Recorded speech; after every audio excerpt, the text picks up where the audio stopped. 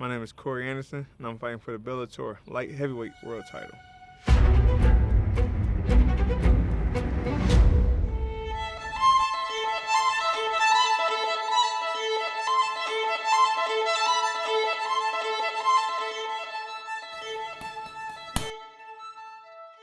I mean, my kids are everything, and my wife is the backbone to it all. Without her, I wouldn't be able to do what I do. And I hear people complain about their wives this and their wives that. Was so hard. My wife wanted me to do this. Oh, my wife expects me to do this. I don't have that problem. My wife actually, like, for you guys even getting here, like, before my schedule was so busy, like, I don't want to dedicate practice for this. And she literally pulled me aside, like, Corey, this is your job.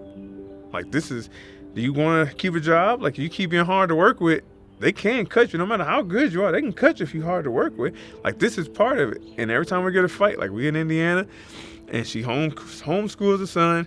She trains on her own. She takes care of the home. Like, I worry about fighting. For fight camp, she doesn't put anything on me. She don't bother me. No extra this and everything. My wife is super mom. Literally, she handles it all. She travels to every fight with the kids by herself, or she have her mom come out, whatever it is. So she takes a lot of the weight off me, where for 9, 13 weeks, however long it is, all I do is focus on fighting. If she come in, when I come in, I'm limping up the stairs. She's like, what can I help you with? What can I do? You want me to give you a massage? Do you want me to run an Epsom salt bath for you? You want me to make you a meal? Do you want pasta? You want carbs tonight? It's like she's in this just as much as me, because she's fought. She understands. So she knows it takes 100% dedication.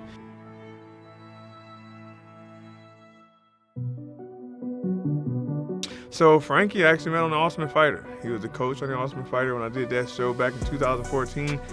Didn't know, I've heard the name before, because I grew up with Matt Hughes as a mentor, wrestled with him, and didn't know who Frankie was until he walked on the show, and him and BJ were the coaches, and just from there, we hit it off. Me, him, and Mark, we hit it off, and that was 2013, and here we are 2024, and I'm in his house, you know what I mean? So it's crazy how it all turns full circle again. So when I first started fighting, I was a smaller 205. Like, I used to weigh 300 pounds at once, and I lost all my weight down to 200, and I could stay at 200, only gets like 212 max. So when I would get into those fights, I realized I was a smaller guy. And the only person I knew that was a smaller guy in his division that dominated was Frankie Edgar. And to have somebody like that as your mentor, every day I was picking his brain, like, okay, so when you're doing this, why are you moving like that? Why are you doing this? Why are you doing that? And he would say, like, well, I'm smaller. These guys are a lot stronger, so I can't go in there and try to bully them and get in close. I have to always move, pop and move, stick and move, pop, toe, this, different stuff. So picking his brain over and over, and I tried to emulate literally everything Frankie did for probably the first 6 or 7 years I was here in New Jersey. And I got to the point where I was like, well, you've been around the game long enough where you can still take that and you can figure out how to mold your own Corey Anderson style. Like, dude, you don't have to move as much anymore, because now we weigh like 240 outside of fight camp. Now we're getting bigger. Now we can actually stand a little bit and throw pop on our shots. So it's still taking a lot of things Frankie didn't taught me, not just the movement, but the mindset, the training, the strength and conditioning gym we was at. Frankie introduced me to that guy. He put me on my first fight camp schedule, and I stayed on the same strict fight camp schedule my whole career. And it's paid off. And if he's done it, he's became a Hall of Famer and a world champion. Why would I not do it as well? I loved every moment of it. It's been enjoying the process all over again. You know, to go for the world title with the same team I started with, and just to see it all come to fruition and just getting better every day.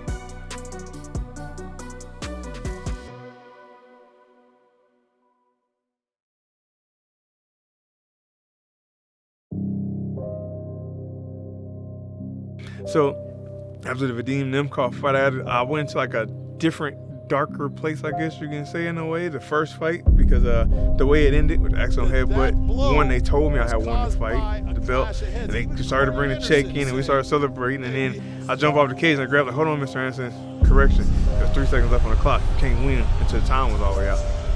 And so, like, it literally put me in like a sunken place, but at the same time, I was like, I was okay with it.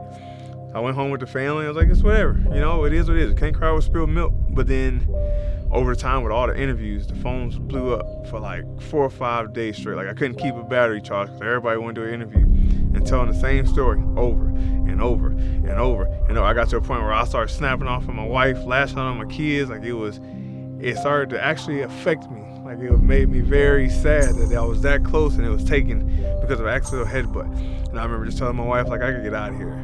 She's like, where you going? And I have property in Kentucky. So I'm gonna load the RV up. And I'm gonna go to the camp, to the ground and just camp out for a week, do some work on the property, and I'll be back when I get my head clear. And out there's no real phone service, so I was just out there by myself for like a week, just working on the property and just hanging out in the camper until I would come to terms, like, it is what it is, man. We gotta get back into the real world and start training again, get ready for the next one. But yeah, that one was probably a very, very dark spot. That's probably one of the deepest spots I've been in my career, darkest spots I had in my career. So, just like anything, you find meditation or therapy when you're going through something. You know what I mean? We all go through those times. You got to find that escape. What can help me get out of here? And the coach said, go find something to do outside of training. Like, all you do is train. Go find something else. Like I said, I was hunting my whole life. I didn't get bow crazy till 2017. I told you that earlier. And remember my wife, again, her family is actually one of the biggest hunting families in the hunting industry. Didn't know that until later on. But she was like, why don't you go hunt? I mean, you like hunting. One of our first dates, you had to wake up at like 2 o'clock in the morning, go track a deer back home with your dad. Go hunt. And so I went to the woods the next morning. I'll never forget, like, all of a sudden you hear like a leaf or some crunch. It was like a squirrel. I remember looking over my shoulder. There was a squirrel running. And I heard something else. I looked, and there was a deer walking the path, and like birds and stuff chirping. And you start looking around, and before you know it, you realize how beautiful nature is. Then you notice the sounds, and everything is just so peaceful out there. And like after like 3 hours, my phone go off. There's my wife, like, oh, how's it going? I'm thinking about, like, dang, I've been out here for 3 hours. Like, and I ain't thought about that fight again. And right then I knew, I was like, this is it. This is my escape.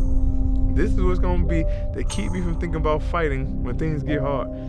And I hunted all the way till February 15th, the season ended, before I went back to the gym. And I forget when I went to the gym, Ricardo was like, brother, how you feel? Like, what you mean? He's like, mentally about what? He was like, the fight? Like, man, let's go train. He was like, so you okay? Like, I'm ready to go. I actually want to go back to the woods and hunt, but let's go train. And that's been it ever since. So now, like, you saw my bows in the back of my truck today. Like, if I have a bad day in practice, go shoot my bow for about 10. I'll text my wife, I'm sorry, shoot the bow for a little bit. Give my shots, boom, boom, boom. Before you know, I'm like, what was the problem today?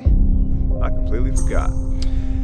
So going into the second fight, like I've said over and over, I didn't prepare the way I should have, because the plan was to win the title and then take time off, because we had a bunch of injuries that we had been dealing with throughout the Grand Prix, and it was that was the longest tournament ever. Like, it just kept dragging on with the pandemic, and I was just, we can get surgery, but if we get surgery, we might be out longer, and we might get pulled out of the tournament. So going to the second fight, we already knew we had injuries, bad injuries the first fight. The Ryan Bader fight, we almost didn't make it to, and the coaches are just like, we're gonna try to stay fast and light, but we're gonna do everything to keep you from injuring yourself. So with that, I didn't spar really. I didn't hit pads. I think I hit pads once the whole camp because my shoulder was messed up.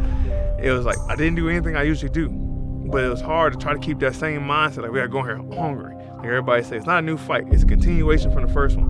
And to keep that mindset, but not training the same way you usually do, it's kind of like, it's a mental battle. Like, you go in there and you tell yourself, yeah, I'm ready, I'm the best. But in the back of your head, like, I didn't train the way I usually do. And sure enough, in the first round, when I couldn't get my takedown, and Vadim started running away with the scorecard, with the punches, and I was trying to keep up with him, and I realized, I remember telling the coach in the corner, like, timing's off. I didn't spar at all. Like, everything is off right now. Like, it took me to the third round to figure it out. But by then, I was so far behind the card, it was just walking away from me. I mean, we got to the locker room and everybody was coming in. People had different excuses on this, like, oh, his cardio was super great. There's no way his cardio got that much better. Maybe he was taking EPO, or maybe he was on steroids, or man, you was getting takedowns, just getting in, but he was so slippery you couldn't grab. I think he was greasing, and this and that. Like, at the end of the day, like, everybody pointing his fingers. Like I said to my wife, like, everybody's pointing fingers of what could have happened, and what did happen, and what should happen, but nobody's looking at the real picture. Like, it's 3 fingers pointing right back at us while we point at everybody else. The main reason was me. I can make up all these excuses in the world. The main thing, I didn't prepare the way I should have prepared, and it cost me. Hopefully we get a rematch and we can do it right the third time.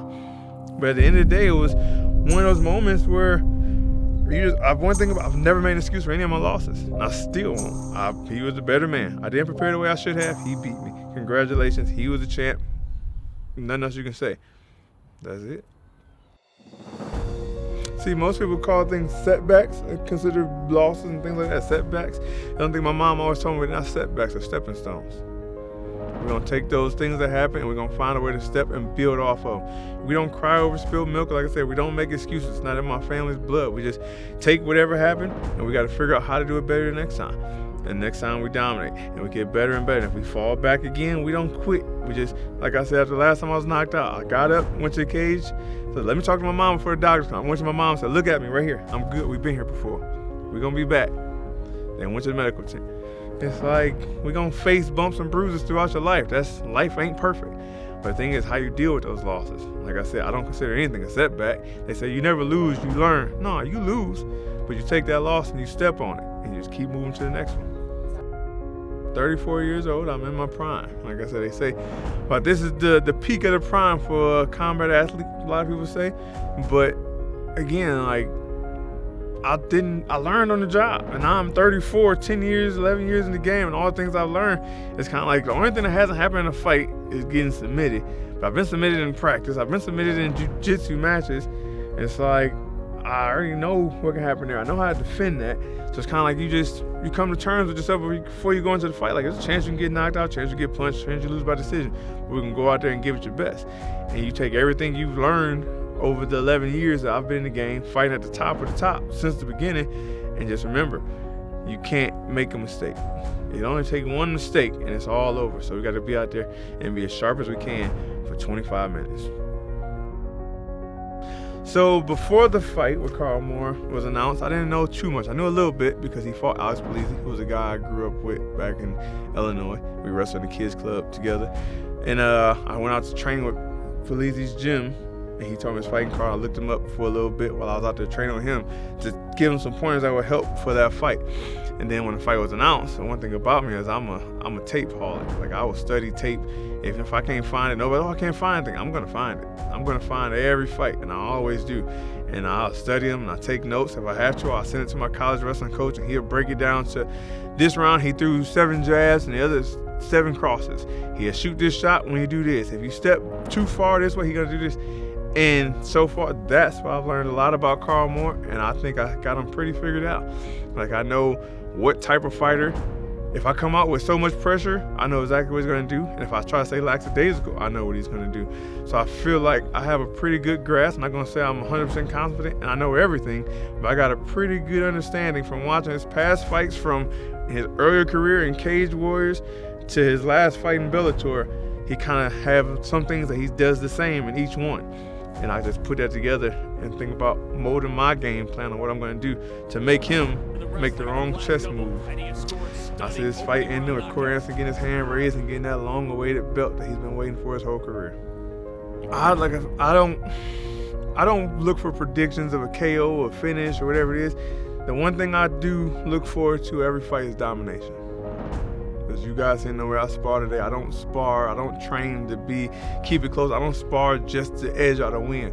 I want to beat you so bad that there's no way you can go to the locker room and say, oh, the next time we'll get him. And I've been that way since college wrestling. When I beat you, I'm going to beat you 15-1 or 19-4. So you know, like, it's not a fluke. It wasn't a fluke. He literally dominated. And that's the point. And that way, if you do have to match up with me again, you got that in the back of your head. This guy could have my number. I want you to be scared if my name come across that table again on the contract. So I don't ever necessarily want to hurt you. I just want to go out there and just wear you down, drown you, and make you feel 25 minutes of pure hell. For me to become the Bellator light heavyweight world champion, that's the pinnacle. I mean, that's when I got in this game. That's what I wanted to do. I didn't want to be here just to win. I didn't want to be here just to be in the top 10 my whole 10 years I've been in this thing. I wanted to be the best in the world. And to get that belt was solidified, like, throughout this whole career. Like I said, we took those stepping stones and we stepped in the right direction. And we can finally get that belt. I can turn around and give it to my mother. Say, we never quit, Mom. That's one thing my mom always told me as a kid, never quit.